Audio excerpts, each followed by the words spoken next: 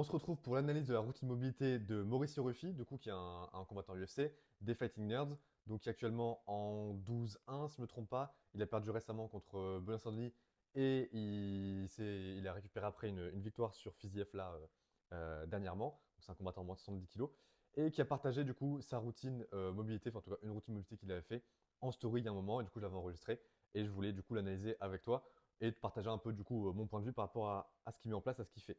Donc déjà, on voit que c'est plus une routine d'entretien, bien-être, on va dire, pour se sentir bien, que vraiment une routine pour travailler sa mobilité, la développer et devenir plus souple, plus mobile. Peut-être parce que ce qu'il a actuellement lui suffit, et on sait qu'il joue beaucoup, il fait beaucoup de kicks, etc. Il fait beaucoup de travail aérien, on va dire, en grande amplitude. Donc peut-être qu'il a déjà une bonne mobilité et ça lui suffit, il n'a pas besoin de plus. Et c'est juste une routine un peu d'entretien et qui permet lui, soit même psychologiquement ou juste même de se sentir bien. Mais en tout cas, ça se voit que je pense que c'est une routine qui lui prend 10-15 minutes grand maximum. Tu vois, là, il a fait comme ça dans son salon, etc. Tranquillement, d'entretien, comme on a dit, plus que de vraiment développement de sa mobilité. Ce qui est cool, c'est ce qui est important d'avoir aussi. Par contre, je suis pas hyper fan sur le côté, tu vois que il fait beaucoup, ça ressemble beaucoup, c'est beaucoup juste des mobilisations et des étirements passifs. C'est-à-dire mobilisation, ça veut dire que tu vas te mettre dans des positions et tu vas faire des retours, tu vois, un peu comme là, ce qu'il avait fait au début, c'est 90, les déplacements, les rotations à droite, à gauche, etc. Tu vois, là, après, il y a des postures un peu en étirement, etc.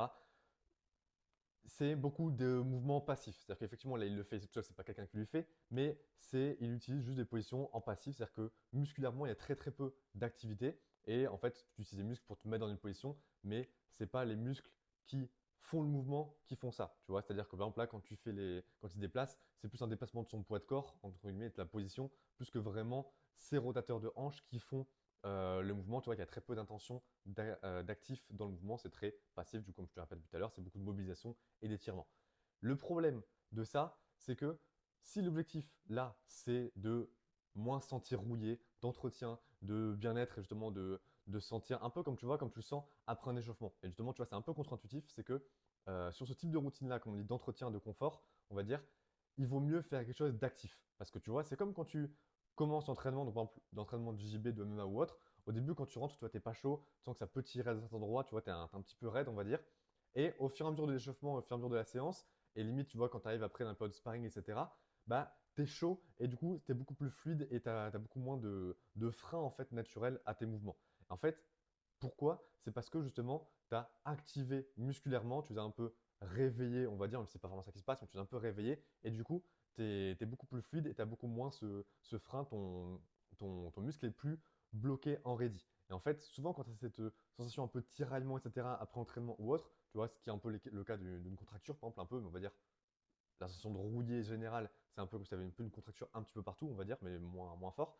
En fait, c'est comme si, imagine que ton muscle, tu vois, il est bloqué à sensation générale, on va dire à 20-30%. Quand c'est une contracture à un endroit précis, il est bloqué à 60-70%, par exemple. Et ben, dans ce cas-là, te demander de juste relâche-toi et fais-le descendre, donc dans l'exemple où tu es à 60%, fais-le descendre à 50, 40, 30%, etc., tu ne peux pas le faire, par définition, parce que bah, tu es bloqué dans cette position-là.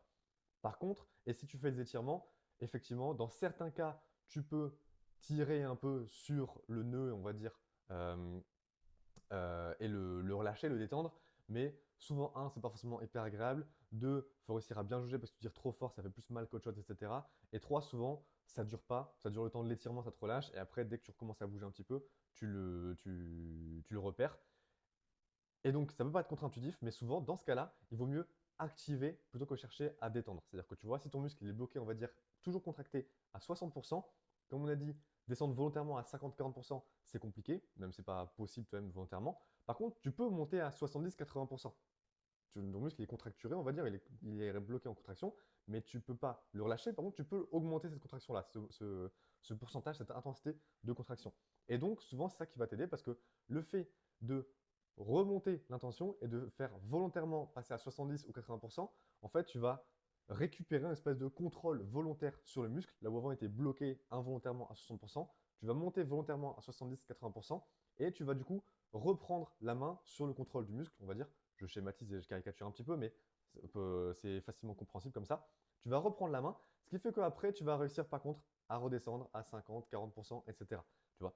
Et donc, sur ce type de routine-là, bah, ça va pas tant que ça t'aider. Et même sur le long terme, en fait, ce qu'a besoin ton corps justement pour éviter cette sensation d'état rouillé un peu constant, c'est un, que tu ne forces pas ton corps dans des amplitudes ou dans des forces qu'il ne maîtrise pas. Et donc là, c'est l'intérêt de faire un vrai travail de développement à côté pour que tes capacités, elles matchent à ce que demande ton entraînement et pas juste que tu sois toujours à la limite ou un peu en dessous et que du coup ton corps il soit un peu pareil, toujours un peu à la limite et qu'il ait besoin de t'envoyer ce signal-là de j'ai du mal à encaisser, j'ai un peu de mal à suivre.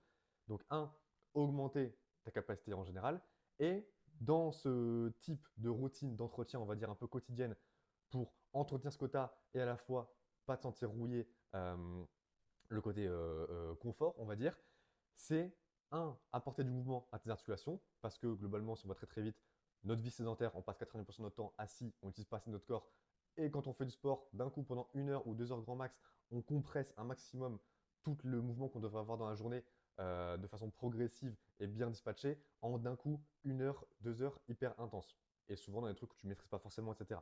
Donc on a besoin, un, de mouvement, et surtout de mouvement contrôlé et actif. C'est-à-dire, le fait d'avoir du mouvement, ça va lubrifier ton articulation. Donc, ça, à la limite, tu pourrais faire du mouvement passif, tu vois, un peu comme là, il fait. Mais si tu fais du mouvement actif et pas uniquement passif, tu vas en plus stimuler des capteurs, des capteurs au niveau des articulations que tu stimulerais pas si c'est uniquement passif.